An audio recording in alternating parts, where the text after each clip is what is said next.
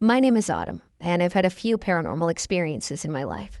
This one happened several years ago when I was living in Longview. At the time, I often went to my boyfriend's grandparents' house with him. It was close to where I lived, and I really liked them. One day, he and I went there with two other friends. After we arrived, we all gathered around and downloaded a Ouija board app on my phone. We were really into paranormal stuff, and honestly, we weren't scared at all. We tried it a few times and came into contact with several spirits. Two of them were far more specific than the others. The first spirit we encountered said her name was Peggy. We asked her simple questions, things like, how did you die? And are you trapped here? She claimed she had drowned in a swamp. Coincidentally, there was a filthy, trash-filled swamp directly behind my boyfriend's grandparents' house. One of our friends got scared and begged us to stop, saying she didn't want to hear any more. We said goodbye to the spirit and tried the app a few more times, but this time, the spirit appeared that refused to give us its name. The friend who had been scared of Peggy started saying she had a really bad feeling about it. We all laughed it off, and just to mess with her, we asked the spirit, "Do you like us?" The planchette moved to no, and at that exact moment, my phone screen began to flicker very faintly. We were all terrified and immediately closed the app. Later that night, everyone went home. I begged my grandmother, who I was living with at the time, to let me stay the night at my boyfriend's grandparents' house. Our families were close, so it wasn't unusual, and she agreed. My boyfriend and I decided to make the night a little more special. So we grabbed some drinks, we watched YouTube, took small sips, and talked. At one point, he got up to use the bathroom. When this happened, I was sitting on the top bunk, curled with my back against the wall. I could hear him coughing in the bathroom right next to his mirror, so I assumed he'd be back at any moment and relaxed a bit. I swear my eyes were closed, yet I could still see the mirror across the room, the dresser, the TV, and the game console. Then someone started talking to me. A cold but gentle hand brushed a strand of hair away from my face, and a voice softly asked, "Are you okay, baby?" Without thinking, I answered, "Yeah, why?" The hand stayed on my cheek, or at least the cold sensation did. Then the voice asked, "Will you carry my baby?" I got scared, but I assumed my boyfriend was just drunk and messing with me. I replied, "Maybe when we're older, but not now, baby." The voice became more insistent. It started to distort, twisting into something deeper and unfamiliar, repeating over and over, "Will you carry my baby?" I kept saying, no, this isn't funny anymore. Please stop." Then I heard my boyfriend's voice say, "Who are you talking to?" Everything went completely black. I snapped my eyes open and saw my boyfriend looking at me, his face full of concern. "I was talking to you," I said, assuming he was joking. "I just walked back from the bathroom," he said, even more worried. "I heard you talking to someone." Without hesitation, I jumped off the bunk bed and screamed at him to stop messing with me, that he was scaring me. He grabbed my hand, and we ran out of the room into the living room. I couldn't understand what had just happened. I collapsed onto the couch and explained everything, cried because I genuinely felt like my life was endangered. He started tearing up too. As I told him what I had experienced, I realized something. He wasn't lying. Whoever touched me and spoke to me, it wasn't him. Neither of us slept that night. We sat in the living room until around 6 or 7 in the morning, then went into the bedroom, grabbed our things, and left for my house. As soon as I got home, I went straight to my room, curled up, and tried to sleep. Later, when I started looking things up, I came across old myths and legends about demons that drain life from women while they sleep. I hope I never experience anything like that again. It's too difficult to explain to others and even to myself. That night, I felt like I was losing my mind. I wanted to share this story because I used to believe that demons like that only existed in books. I never thought they could be real. I want to share a story my grandmother used to tell me when I was a kid. She told me a lot of stories growing up, but this one always stuck with me. It was strange, sad, and deeply unsettling in a way I never forgot. When my grandmother was about 10 years old, around 10 years before the partition of India and Pakistan, she was living in Goa, India. Her family was deeply Catholic, and the church was a big part of their daily lives. Every Sunday, after Sunday school ended, my grandmother and her friends would play in the church garden while they waited for their parents to come pick them up. My grandmother's name was Alice, and she had 3 close friends, Ella, Jacqueline, and Marilyn.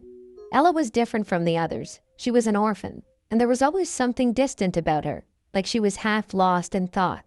While the other kids laughed and ran around, Ella would sometimes say she could see people that no one else could see.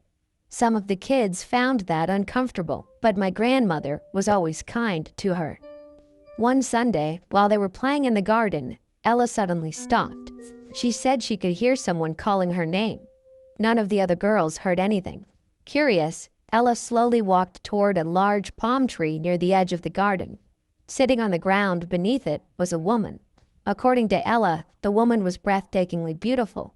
She wore a soft, white dress that looked like silk, glowed almost like an angel, and smelled faintly of jasmine. Ella talked with the woman for a while. When Sunday school ended, one of the nuns from the orphanage came to call Ella back. Before leaving, Ella pulled my grandmother aside and told her about the woman. "Alice, I met a woman today. She's so beautiful and she smells like jasmine. She looks like a bride.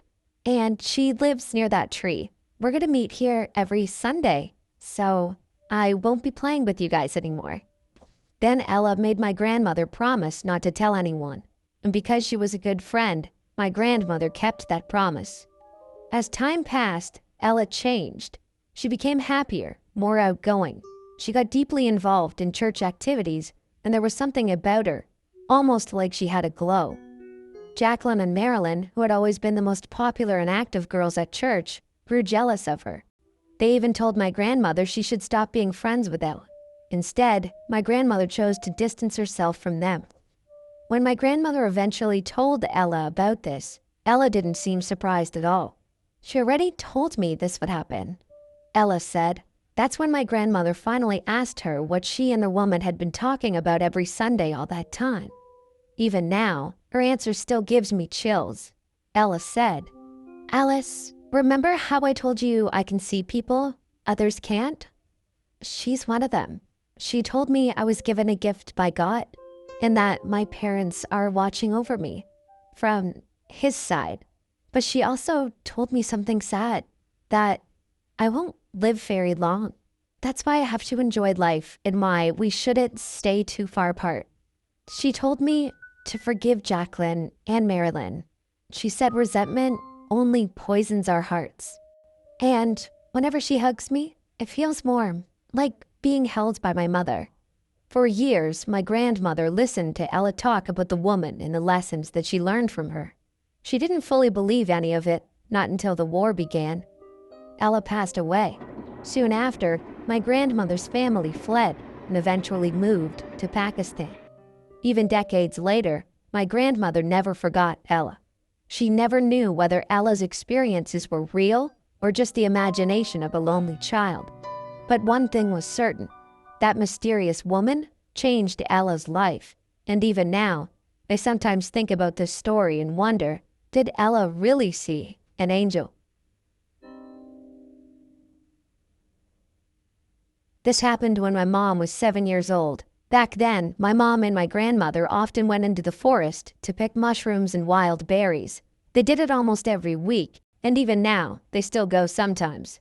One day, after collecting a lot, they were on their way back home. That's when my grandmother accidentally bumped into a man on the trail. They both apologized and went their separate ways. My mom noticed that the man had a strange, unpleasant smell, but she didn't think much of it. A little while later, the same man appeared again, and this time he was following them. He asked, "Are you here to pick mushrooms?"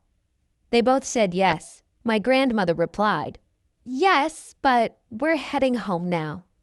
Then the man said, "Follow me. I know a place where there are a lot of mushrooms." At that moment, my grandmother felt a chill run down her spine. She told him they needed to go home quickly. My mom was tired too and just wanted to leave. But the man wouldn't stop. He kept insisting that they follow him again and again.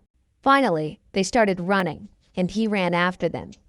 When they were almost out of the forest, the man suddenly stopped. He just stood there, staring at them, with a strange, unreadable expression.